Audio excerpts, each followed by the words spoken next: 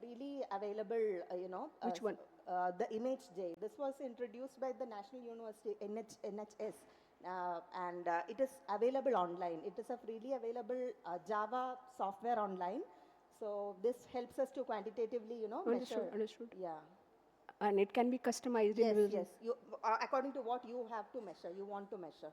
Okay. Thank you.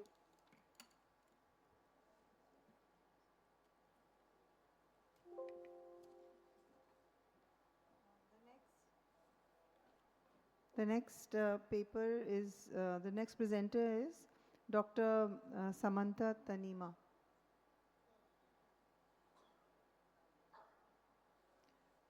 Her paper is Eyelids Can Lead the Way, Varied Spectrum of Lid Disorders Presenting at an Apex Eye Institute. Good afternoon. I'll be speaking on varied spectrum of lid disorders presenting at an Apex Eye Institute. I'll go through introduction, methods and material, results, discussion, conclusion and limitations. Sorry, ma'am, this was not the presentation. This was not the presentation. No. Can one of us It's free Can help paper her out, 2267. 2267 वाला free paper present करना है.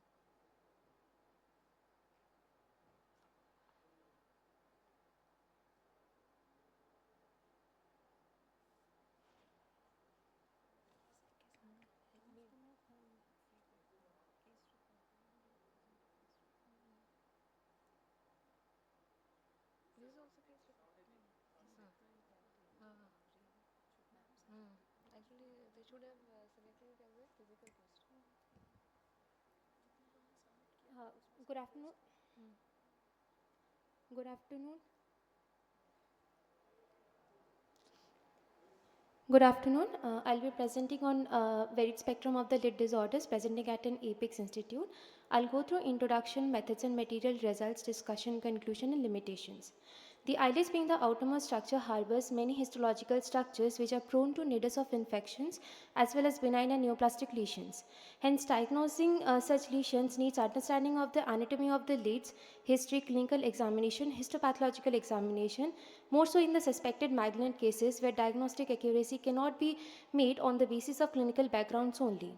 So the aim and objective of our study was to know the epidemiological pattern of the eyelid lesions presenting in a tertiary care government hospital of Eastern India over a period of 5 years, and also to see the diagnostic accuracy of histopathologically proven eyelid lesions.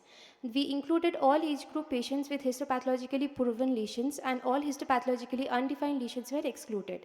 The study design was a retrospective as well as prospective one from 2019 to 2024 with a follow-up period of 1 year. We used the examination tools of visual acuity and color vision charting, ocular slit lamp examination, ruler Hertel's transformation test, systemic and radiological examination. A prior approval was sought from the Ethical and Scientific Committee. We classified all the eyelid lesions according to WHO International Histological Classification of Tumors. The result of our study was, out of the total 456 samples, the females comprised of 44.8% and males 51.2%. The benign cases were 70.4% and malignant were 29.6%. For each eyelid lesion, the clinical diagnosis was compared with the final diagnosis. Numerical and categorical data were computed using SSPS, and diagnostic accuracy was calculated using percentage for all subcategories. Among the epidermal tumor, the most common benign was nevus, most common benign lesion was basal cell carcinoma. Among the stromal tumors, we found the most common lesion was xanthelasma and the most common malignant lesion was lymphoma.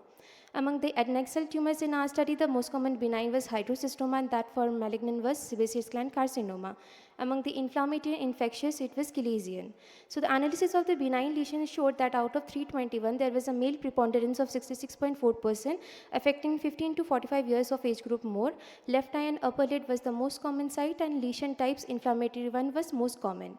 The most accurately diagnosed lesion in both the age groups as well as all the age groups and both the genders were lesion with a accurate diagnostic accuracy of 98.9%, and the most commonly misdiagnosed lesion was nevus, 27%. Age-wise distribution showed that the pediatric age group showed the most common lesion being molluscum contagiosum, with that of in 15 to 45 it was chalazion, in 45 to 65 it was pyogenic granuloma, whereas above 65 it was xanthelasma. Analysis of the malignant lesion showed that out of 75, the gender predisposition was equal in both the genders. Most common age group was 45 to 65, and the most common lesion was sebaceous gland carcinoma. The most accurately diagnosed lesion in all the age groups apart from pediatric and both the gender was sebaceous gland carcinoma with a diagnostic accuracy of 96%, and most commonly misdiagnosed was squamous cell carcinoma with a and the age-wise distribution also showed that the most common lesion in all the age group was sebaceous gland carcinoma, with most of the malignant lesions occurring above the age of 65 apart from melanoma. We compared our studies with that of others and found that in almost all the studies, the most common lesion was benign. In our study, the most common benign lesion was chalazion, whereas in others it was mostly intradermal nevus. In our study, the most common malignant lesion was sebaceous gland carcinoma, whereas in others it was mostly squamous cell carcinoma. The benign lesions in our study was most commonly found in the males, whereas in malignant it had an equal predisposition. This has been attributed to the difference in the lifestyle of the men who are exposed to more sun and habit of smoking. Jahagirdar et al. In their study in 2007 were first to point out the rise in SGC in the Indian subcontinent. Kirsten et al., Diokule et al., and Austell et al. In their study have reported the highest diagnostic accuracy of chalazion to be at almost 99.1%. So to conclude, the knowledge of prevalence and different eyelid lesion in a particular geographic area is important for a correct clinical diagnosis. Geographic location, age, race, skin type, and sun exposure influence the distribution of eyelid lesions. Hence, the sound knowledge about the incidence, distribution, and clinical features helps to achieve a high rate of diagnostic accuracy and lowers the rate of misdiagnosis. The limitation of our study was it had a retrospective design, unicentric study, multiple surgical hands were involved, there was inherent shortcomings of medical record keeping and short period of study.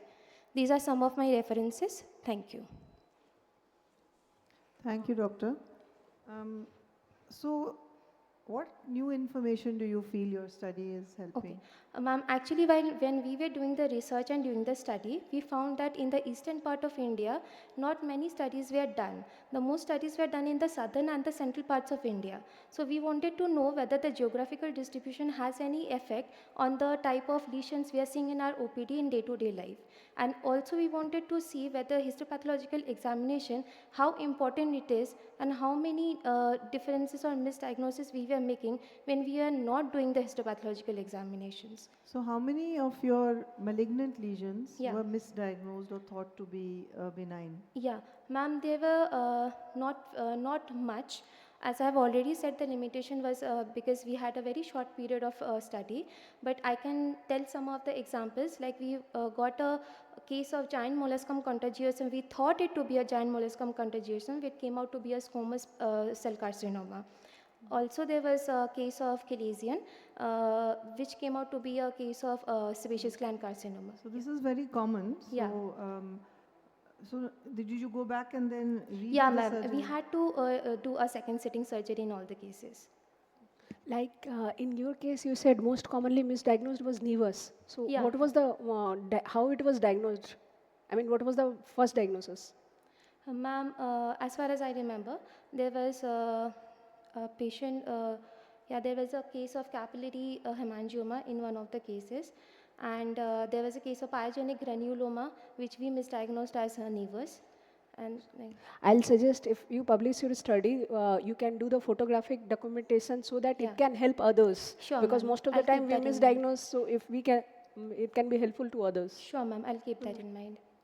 Did you compare the finding of your study with the study which have been done in other part of India? Yes, ma'am, the studies I have shown and have been how, done. like whatever the findings in your, how different it is from the other studies? Ma'am, as I showed in the studies that I have shown that were done in other parts of the India, not in the eastern parts of India, and I found that in among the benign lesions, in our case it was Chelizian or lipogranulomatous lesions, but in other studies it was most commonly intradermal nevus. In our cases it was sebaceous gland carcinoma. Can Where you quote some studies with that you have compared the findings of your study? I have shown in the in my Presentation. yeah, it was there. There are many studies. I've quoted in my presentation, ma'am. Should I show it? That's, I mean, that's the relevant part, right? Yes, To ma'am. compare with the others. So Yes, that ma'am. you can conclude ki like in eastern part of India this disease is common and why Yeah. it is happening. Yes, ma'am. Okay, and why in other part of India which why that disease is more prevalent. Yeah, ma'am. Definitely, we need a longer sample size also in these studies. Okay. All right. Thank you, Dr.